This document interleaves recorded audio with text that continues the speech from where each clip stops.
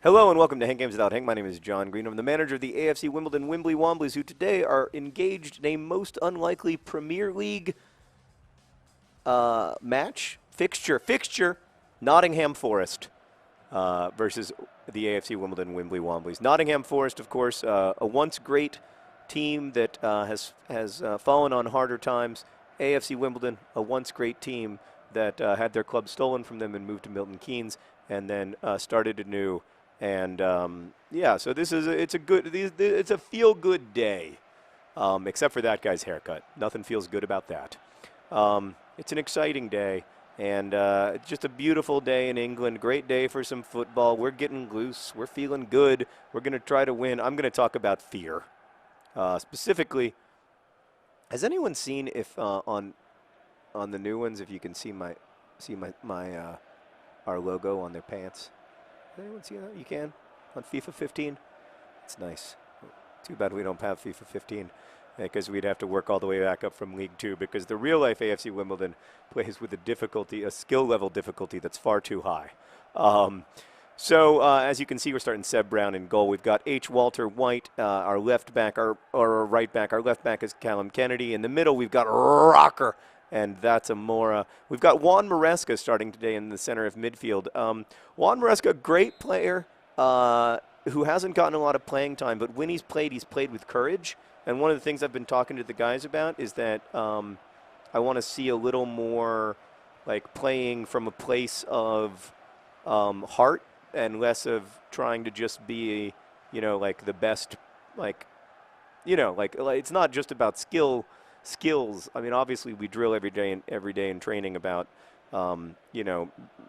making better tactical decisions and everything. But there's also an element of just like working hard for your team. And that's one thing that Juan Maresca does really, really well. So we're going to give him a try on the side. Nice tackle there from John Green. As it may be that Meredith has uploaded this posthumously, not her posthumously. She obviously can only upload while she is alive. But it's possible that this is the last episode of the AFC Wimbledon Wimbly Womblys ever, because it's possible that I died in an airplane crash on my way to or from the AFC Wimbledon Liverpool game, which really would start my 2015 out on a sour note. I was fouled there. Thank you. That was naughty, and I don't appreciate it. I'm going to pass to you, sir. And you're going to pass to him. And then, it's set up for a shot. Didn't get through. Did it? No. Okay. That was a little too much. But yeah, I'm not afraid of flying as such. I'm afraid of dying in an airplane crash. So it's not a fear of flying. It's a fear. Oh! She likes his hair.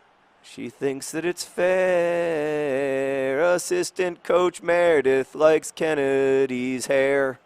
What a goal. What a goal. What was our left back doing inside the box there? I don't care. It was beautiful. K. St. Luce, the patron saint of lost crosses, lets loose one of his beautiful lost crosses, and there's Callum Kennedy on the other end to put it in the back of the net with his disgusting head. I love it. Oh, it's beautiful. By the way, Seb Brown follows me on Twitter. Did you know that, Meredith? It means that I could finally direct message him to thank him for saving those 2 penalties against Luton Town to put us into the Football League so that this game could even exist. Oh, not a good pass, K. St. Luce, but to be fair, you've had a really good pass in this game, so it made up for it. So I'm not afraid of, like I said, I'm afraid of dying in an airplane crash. Oh, ball John Green. Oh, it's 2-0. It's 2-0, and he's doing the robot. Oh, ball John Green, John Green. He gives it all for the team. Upon his mustache, we're keen. Ball John Green, John Green. Everything is beautiful. We have been on a roll lately. And look at ball John Green. He's like, I'm not giving up on that ball. Nottingham Forest, they're going to get relegated, not us.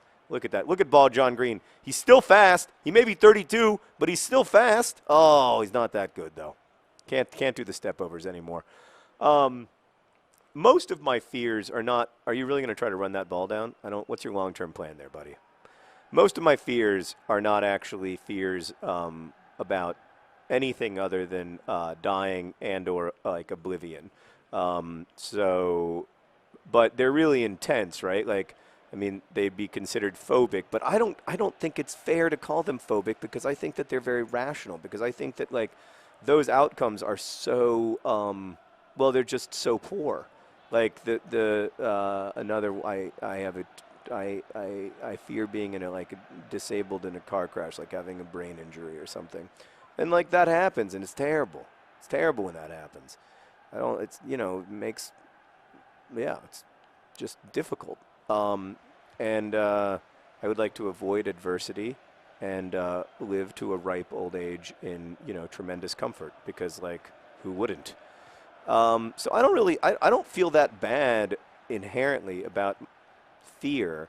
What I feel bad about is like when it like controls your whole life and it makes you not do things that you'd want to do. Oh my God, how did you not get to that ball, Hells Bells? Show me some courage. Juan Maresca would have gotten to that ball, I'm just saying. That's nice. That's nice. I love everything about that play. And then we get it out to K. St. Louis because K. St. Louis knows how to make things happen. Oh, it's in the net, but we're offside.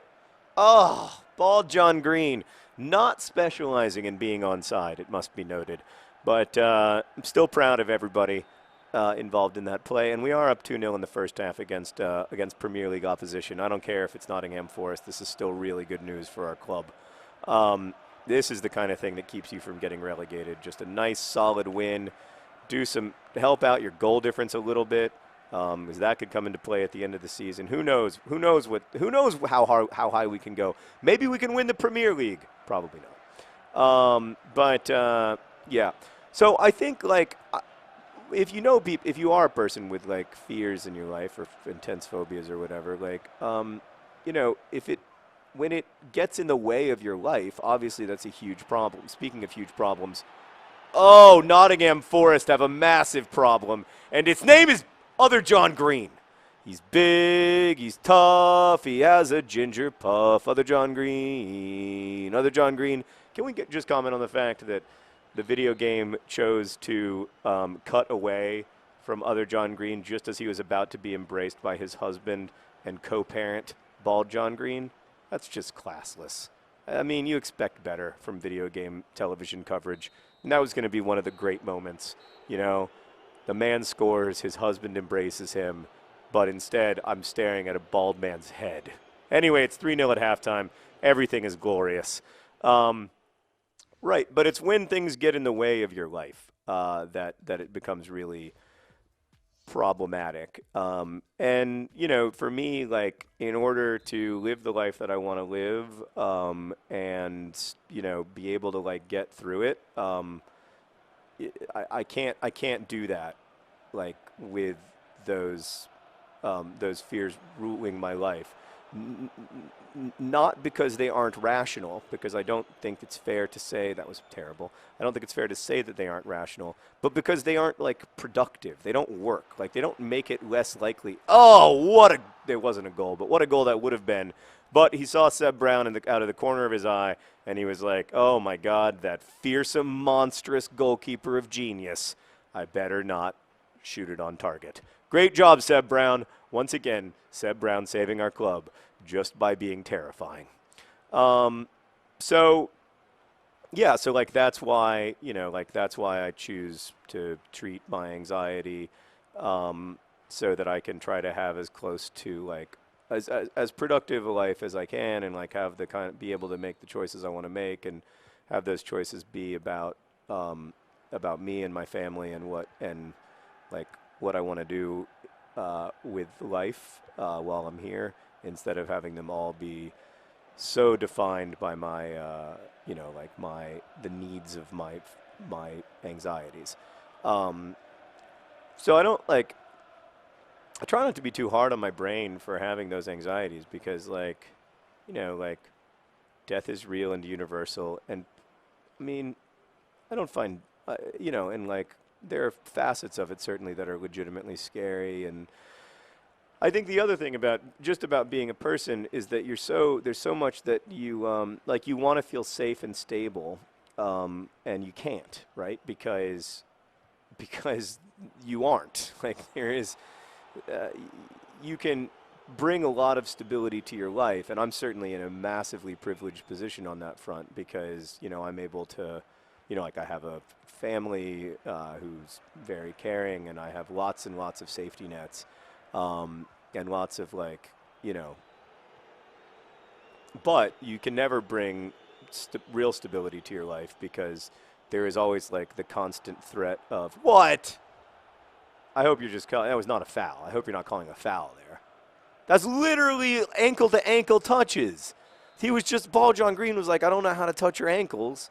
And he tried to do it the best way he knew how. That came from a spirit of generosity, not a desire to hurt anybody. God. I mean, when will they know? When will they know?